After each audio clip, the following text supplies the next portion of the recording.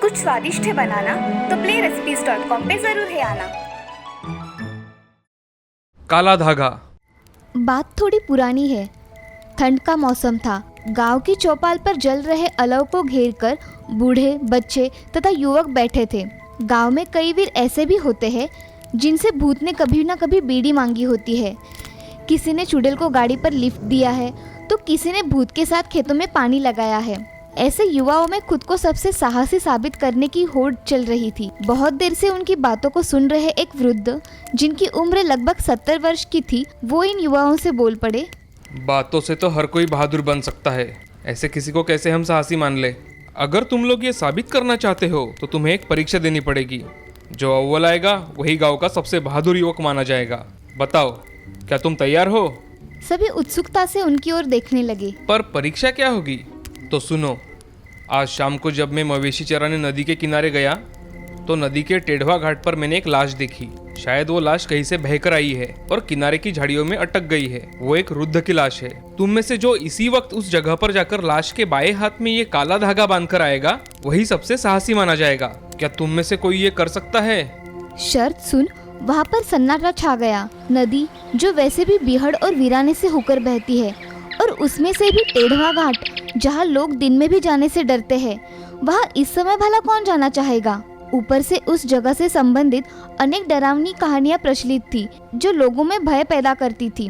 गांव के लोगों का मानना था कि वहाँ आसपास के भूतों की मजलिस लगती थी। जो भी भूलकर उधर चला जाता था वो कभी भी नहीं लौट पाता था। कहा जाता था कि वहाँ पर रात में ढोल नगाड़े की आवाज सुनाई पड़ती है। लोगों का ऐसा मानना है कि वहाँ भूत अपनी बारातें निकालते हैं। ऐसी भयावह जगह पर जाकर स्वयं को संकट में कौन डाले? पूरे चौपाल पर सन्नाटा छा गया। अब तक जो वीर बन रहे थे वो बगले झांकने लगे। क्या तुम में से कोई भी बहादुर नहीं? अभी तक तो बहुत बड़ी बड़ी डींगे मार रहे थे। क्या यही है तुम लोगों की वीरता? अब सबको क्या सांप सूंघ गया है? वृद्ध के इतना कुछ कहने के बाद भी उनमें से किसी की हिम्मत नहीं हुई। चले थे बड़े योद्धा बनने, डरपोक कहीं के। आपस में कानाफूसी चल रही थी, लेकिन कोई भी आगे आने को तैयार नहीं हुआ। अचानक बहुत देर से शांत बैठे एक 22 साल के नौजवान ने कहा, मैं जाऊंगा वहां पर। सब आश्चर्य से उसे देखने लगे। मैं जाऊंगा वहां पर धागा बांधने। सोच समझ लो बेटा, ये कोई बच्चों का काम नहीं है। मैं कोई बच्चा नहीं और ना ही मैं किसी से डरता हूँ। उस युवक के चेहरे पर डर का कोई नामो निशान भी नहीं था। ठीक है, ये लो काला धागा। और हाँ, याद रहे उस लाश के बाएं हाथ में ही बांधना है। और एक शर्त और है, तुम्हें गांव के बाहर से झाड़ियों भरे रास्ते से ही जाना होगा। वो भी मंजूर है बाबा? ठीक है, फिर जाओ। युवक तेजी से उठा, पास रखी लाठी उठाई और लाश की जगह की ओर चल पड़ा। रास्ते पर धुंध छाना शुरू हो गई थी। पेड़ों और धुंध की छाया से रास्ते पर दृश्यता कम हो गई थी। रास्ता बहुत ही सुनसान, जिसमें सन्नाटे को भी भय प्रतीत हो। सच में वो जगह बहुत भयावह प्रतीत हो रही थी। सभी बाधाओं को पार करते हुए युवक वृद्ध के बताए हुए स्थान पर पहुंच गया।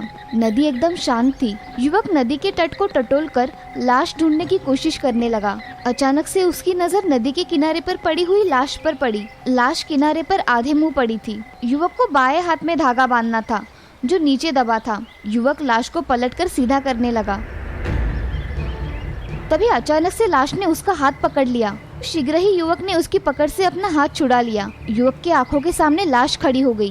बायां हाथ दूसरा है बच्चा। पर युवक पर उसका कोई प्रभाव नहीं हुआ। देखिए, आप शांति रखें, यही दोनों के लिए अच्छा होगा। तुम मुझे धमकी दे रहे हो, वो भी एक मरे आदमी को। तुम अपनी खैर मनाओ बच्चा। अब देखिए, आप जो भी हैं, मुझे केवल शर्त पूरी करनी है। मेरे काम में बाधा डाली तो तुम्हें एक बार फिर से मरना पड़ेगा। तुम भूत को ललकार रहे हो, अब तुम्हारा बचना मुश्किल है। आओ, जोर आजमाइश हो जाए, क्योंकि मुझे तो शर्त हर हाल में पूरी करनी है। थोड़ी देर के लिए वहाँ निस्तब्धता छा गई। तुम बहुत वीर हो बच्चे। जाओ, मैंने तुम्हें माफ किया। तो मुझे अपने हाथ में काला धागा बांधने दो। जरूर जरूर, तुम जैसे साहसी बच्चे को तो मैं भी सलाम करता हूँ। काम पूरा कर युवक गांव की ओर चल पड़ा। वहाँ चौपाल पर सभी उसका बड़ी बेसब्री से इंतजार कर रहे थे। उसे वापस आया देख सभी उत्सुकता से भर गए थे। वह सीधे उस वृद्ध के पास पहुंचा और कहा, बाबा, मैंने आपकी शर्त पूरी की है, आप चलकर स्वयं देख सकते हैं। ठीक है बच्चा, हम सुबह चलकर देखेंगे, पर क्या तुम इसी हाथ में धागा बांधकर आए हो? सभी सशंकित नजरों से वृद्ध की ओर देखने लगे। दरअसल वहाँ कोई लाश नहीं थी। मैं स्वयं परीक्षा के लिए वहाँ जाकर लेट गया था, ताकि यह जांचा सके कि ये सच में बहादुर है या नहीं। इसलिए मैंने जानबूझकर लंबे रास्ते का चुनाव किया, जिससे दूसरे रास्ते से मैं वहाँ पहले पहुँच सकूँ। घर जाकर हो आने की बात जो मैंने यहाँ बताई थी वो झूठी थी। मैंने बस परीक्षा लेने के लिए ये कार्य किया था। सभी वृद्ध के बुद्धि और युवक के साहस की चर्चा करते हुए अपने घरों की ओर चल दिए। लेकिन असली सवाल ये है कि वृद्ध और युवक दोनों में ज्यादा साहसी कौन था? एक श्रीरामपुर नाम के गांव में विश्वास नाम का टीचर रहा करता था। उसके 2 बेटे थे, एक का नाम था सुशील और दूसरे का नाम सुहास। दोनों भी अब बड़े हो गए थे। उनकी माँ दिन भर घर के काम करके बच्चों की तरफ ध्यान दिया करती थी। एक दिन शीला नदी पर कपड़े धोने के लिए जाती है। तभी वहाँ पैर फिसलने की वजह से गिर के शीला की कमर में मोच आ जाती है। उससे उठकर बैठना भी मुश्किल हो जाता है। एक दिन शीला अपने पति से, अजी, मैं सोच रही हूँ कि सुशील की शादी कर दी जाए, इससे घर को संभालने के लिए कोई आ जाएगी।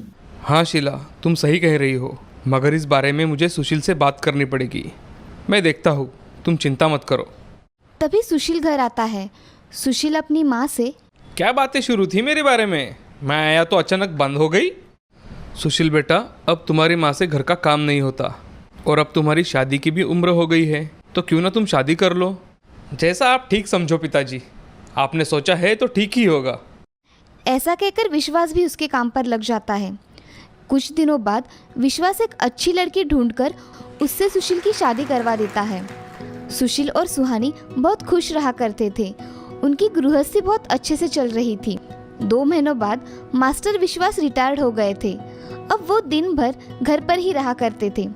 शीला और विश्वास दिन भर बातें करते और अपने नए बहू के साथ अपना समय बिताते थे। एक दिन विश्वास को हार्ट अटैक आकर उनकी मौत हो जाती है। उनके बाद घर में बड़ा बेटा सुशील और छोटा बेटा सुहास अपनी माँ के साथ रहा करते थे। अब सुशील की पत्नी सुहानी कोई भी काम ढंग से ना हो तो सास और देवर को बोल लगाया करती थी। एक दिन बहुत सारा खाना घर में बच जाता है। सास ने खाने से मना कर दिया। तब सुहानी ने, बहू, मुझसे ये खाना नहीं खाया जाएगा। हाँ, यहाँ कौन सी मेहनत करनी पड़ती है।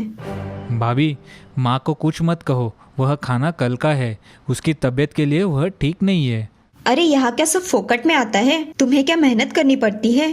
हाँ भाभी, ये सब पता है, मगर मेरी पढ़ाई ख़त्म हो जाने के बाद मैं भी काम करूँगा, तो आपको ये बोलने की नौबत नहीं आएगी।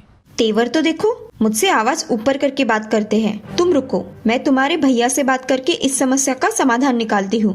मैं ये हर रोज के किटकिट से परेशान हो गई हूँ। सुहानी गुस्से से अपने कमरे में चली जाती है। अगले दिन वो अपने पति से घर के बंटवारे के बारे में बोलती है। अजय, मैं अब इस घर में नहीं रह सकती, मुझे मेरे हक का घर चाहिए। अरे सुहानी, तुम्हें आज अचानक क्या हो गया है? कुछ हुआ होगा तो बैठकर समस्या का हल निकालते हैं। मैंने आपसे कहा ना, मुझे इस घर में नहीं रहना। आप सोच लो आपको क्या करना है। अब सुशील अपनी माँ के साथ बात करने चला जाता है। अरे बेटी, आज तुम्हें कुछ काम है क्या? तुम कुछ चिंता में दिखाई दे रहे हो।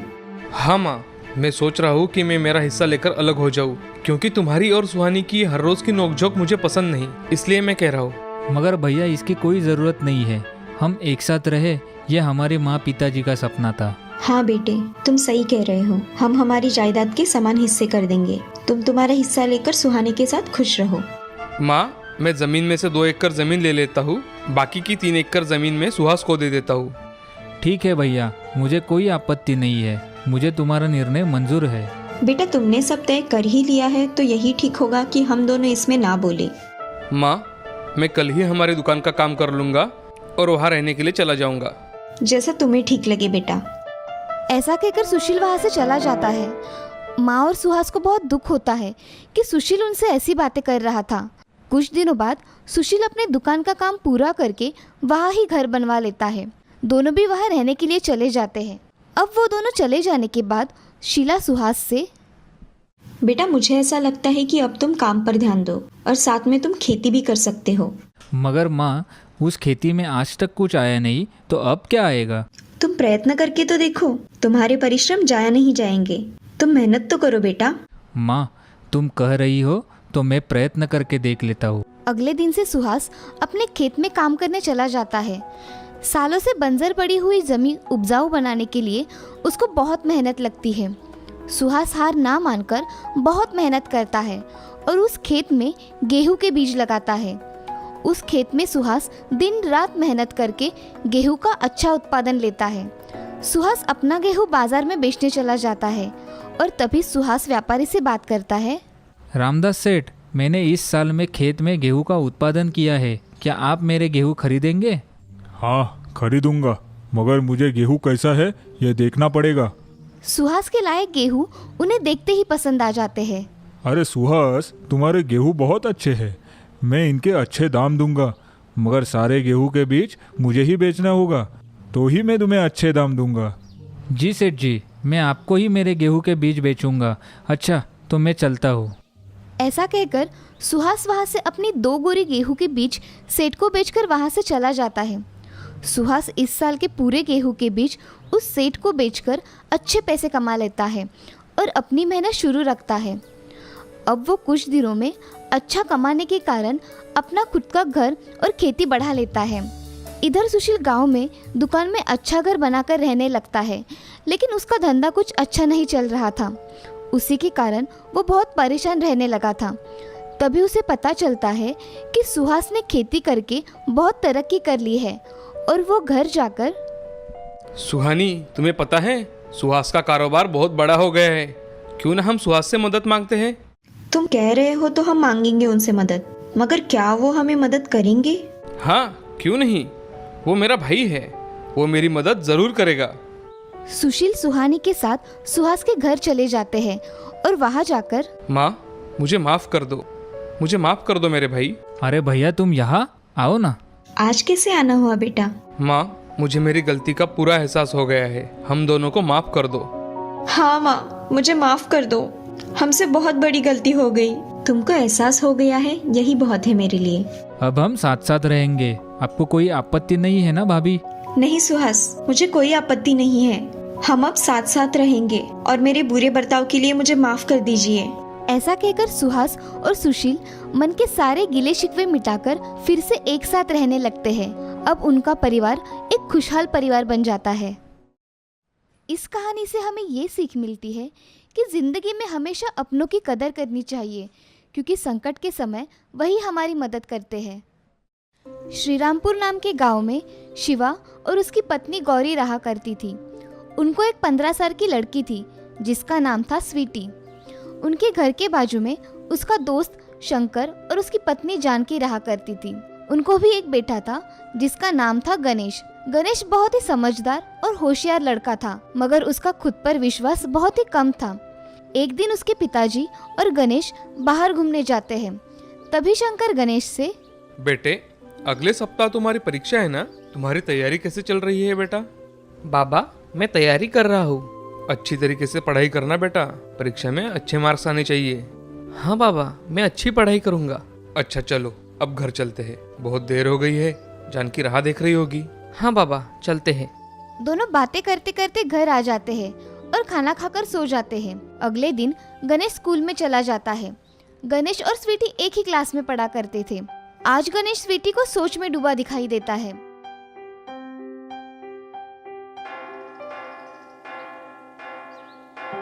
गणेश, तुम्हें क्या हुआ है? आज तुम्हारा क्लास में ध्यान ही नहीं है। स्वीटी, अगले सप्ताह परीक्षा है, मैं सब कुछ अच्छे से याद कर पाऊंगा या नहीं? तुम कितनी अच्छी तरह से पढ़ाई करते हो, तुम चिंता मत करो, तुम्हें सब कुछ अच्छे से याद आएगा। लेकिन मुझे ऐसा नहीं लगता। अच्छा, एक काम करो, तुम कल सुबह जल्दी स्कूल आ जाना। मैं तुम्हारे लिए एक चीज लेकर आऊंगी जिसे देखकर तुम बहुत खुश हो जाओगे। क्या चीज है वो स्वीटी? तुम कल आकर खुद देख लेना, ठीक है? चलो, अब क्लास शुरू हो जाएगी। हाँ चलो। ऐसा कहकर स्वीटी और गणेश क्लास अटेंड करने के लिए चले जाते हैं।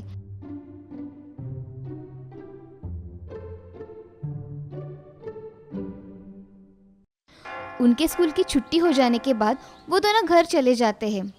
अगले दिन दोनों भी स्कूल में जल्दी आ जाते हैं। तभी स्वीटी गणेश से कहती है, गणेश देखो, मैंने तुम्हारे लिए क्या लाया है। क्या लाया है? जल्दी दिखाओ मुझे। स्वीटी ने अपने बैग में से एक माचिस की डिब्बी निकाली और गणेश के हाथों में रख दी। तभी गणेश, ये क्या है स्वीटी? ये तो एक माचिस की डिब्बी है, इसमें कौन सी खास बात है? अरे गणेश, ये कोई आम माचिस की डिब्बी नहीं है, ये एक जादुई माचिस की डिबिया है। ये तुम्हारी हर इच्छा पूरी करेगी। तुम इसे तुम्हारे पास रखो और अच्छी तरह से पढ़ाई करो। सच में स्वीटी? क्या इससे मेरी पढ़ाई अच्छी तरह से होगी? हाँ जरूर होगी, मगर तुम्हें एक बात ध्यान रखनी होगी कि इस डब्बी को खोलना नहीं। और दूसरी बात, तुम्हें पढ़ाई अच्छी तरह से मन लगाकर करनी होगी। तुम्हें पता है ना स्वीटी, मैं पढ़ाई बहुत अच्छी तरह से करता हूँ, मगर हमेशा मेरे मन में डर लगा रहता है। हाँ मुझे पता है। आज तुम इसे तुम्हारे साथ लेकर जाओ और कल मुझे स्कूल में वापस कर देना, समझे? ठीक है स्वीटी, चलो अब हम क्लास में जाते हैं। अब स्वीटी और गणेश क्लास में जाते हैं। शाम को स्कूल छूट जाने के बाद दोनों घर चले जाते हैं। घर जाने के बाद गणेश वो माचिस की डिब्बी अपने पास रखकर पढ़ाई करता है। उस रात वो जल्दी पढ़ाई करके सो जाता है। अगले दिन उसे अच्छी तरह से सब पढ़ा हुआ याद आता है। अगले दिन गणेश स्वीटी को माचिस लौटाने के लिए स्कूल के गेट के पास मिलता है। तभी स्वीटी उसे देखती है और देखते ही उसके पास चली जाती है। अरे गणेश, कैसा रहा तुम्हारा कल का दिन? इस जादुई माचिस की वजह से मेरा कल का दिन बहुत अच्छे से गया। ये लो तुम्हारी जादुई माचिस। स्वीटी गणेश से माचिस लेकर अपने बैग में रख देती है और दोनों क्लास अटेंड करने के लिए चले जाते हैं। 5 दिन बाद उनका एग्ज़ाम होने के कारण गणेश और स्वीटी दोनों भी बहुत मन लगाकर पढ़ाई करते हैं। एग्ज़ाम के एक दिन पहले गणेश स्वीटी से, स्वीटी क्या तुम तुम्हारी जादुई माचिस मुझे एक दिन के लिए दोगी? जब वो जादुई माचिस मेरे पास रहती है तो मैं बहुत अच्छे से पढ़ाई कर पाता हूँ। हाँ क्यों नहीं, जरूर दूंगी। मगर तुम्हें पता है ना, इसको खोलना नहीं और तुम्हें मन लगाकर पढ़ाई करनी होगी। हाँ मुझे याद है। ऐसा कहने के बाद स्वीटी उसे जादुई माचिस दे देती है और घर चली जाती है। गणेश भी घर जाकर माचिस एक जगह रखकर अपनी पढ़ाई मन लगाकर करता है। अगले दिन गणेश पेपर बहुत अच्छे से देता है और गणेश स्वीटी को मिलने के लिए क्लास के बाहर रुकता है। थोड़ी देर बाद स्वीटी वहाँ आ जाती है। स्वीटी, मेरा आज का पेपर बहुत अच्छा गया है। ये सब इस जादुई माचिस की वजह से हुआ है। ये लो तुम्हारी जादुई माचिस। और हाँ, मुझे जादुई माचिस देने के लिए बहुत बहुत धन्यवाद। तुम्हारा पेपर अच्छा गया, इसका मतलब तुम्हें मार्क्स भी अच्छे मिलेंगे। चलो अब बाकी के पेपर की भी अच्छी तरह से तैयारी करते हैं। हाँ स्वीटी, चलो अगले पेपर की तैयारी करेंगे। ऐसे दोनों बातें करते करते घर चले जाते हैं और घर जाकर अगले पेपर की तैयारी करते हैं। अब दोनों के पेपर खत्म हो जाते हैं और 1 महीने बाद उनके एग्जाम का रिजल्ट आता है। दोनों भी स्कूल में अव्वल नंबर से पास होते हैं। स्कूल में गणेश का पहला नंबर आता है और स्वीटी का दूसरा नंबर आता है। तभी स्कूल के टीचर गणेश को फूल देकर सत्कार करते हैं। गणेश के साथ स्वीटी का भी सत्कार होता है। वो दोनों बहुत ही खुश होते हैं और गणेश स्वीटी से कहता है, स्वीटी, तुम्हारी माचिस की वजह से आज मेरा पहला नंबर आया है। ऐसा कुछ नहीं है गणेश, ये सब तुम्हारी मेहनत का फल है। ये सब उस जादुई माचिस की वजह से ही हुआ है स्वीटी, तुम्हें तो सब पता है। गणेश, अब मैं तुम्हें जो भी बात बताने वाली हूँ वो ध्यान से सुनो। मैंने तुम्हें जो माचिस दिखाई थी ना, वो कोई जादुई माचिस नहीं है, वो एक साधारण माचिस है। तुम्हारे मन में आत्मविश्वास उत्पन्न करने के लिए मैंने तुमसे ये झूठ बोला था। ये देखो, ये एक साधारण माचिस है। ये सब तुम्हारी मेहनत का फल है गणेश। मैंने सिर्फ तुम्हारी थोड़ी सी मदद करने के लिए ये सब किया था। क्या कह रही हो तुम? क्या ये जादुई माचिस नहीं है? नहीं, ये जादुई माचिस नहीं है। ये तो तुम्हारी मेहनत का नतीजा है। तुमने खुद पर विश्वास रखकर पढ़ाई की और उसका फल तुम्हें मिला है। क्या ये मैंने खुद किया है? हाँ। आज मैं बहुत खुश हूँ। आज तुम्हारी वजह से मैंने मेरा आत्मविश्वास पाया है। अब मैं खुद से सब कुछ कर सकता हूँ। हाँ गणेश, अब तुम्हें ऐसे कोई माचिस की जरूरत नहीं पड़ेगी। गणेश बहुत खुश हो जाता है और स्वीटी वो माचिस अपने बैग में रख देती है। अब गणेश हमेशा खुद पर विश्वास रखकर पढ़ाई करता है और सफल होता है। इस कहानी से हमें ये सीख मिलती है कि जिंदगी में हमेशा खुद पर विश्वास रखना चाहिए और उसी के साथ आगे बढ़ना चाहिए। वो कहते हैं ना, जहाँ चाह है वह राह है।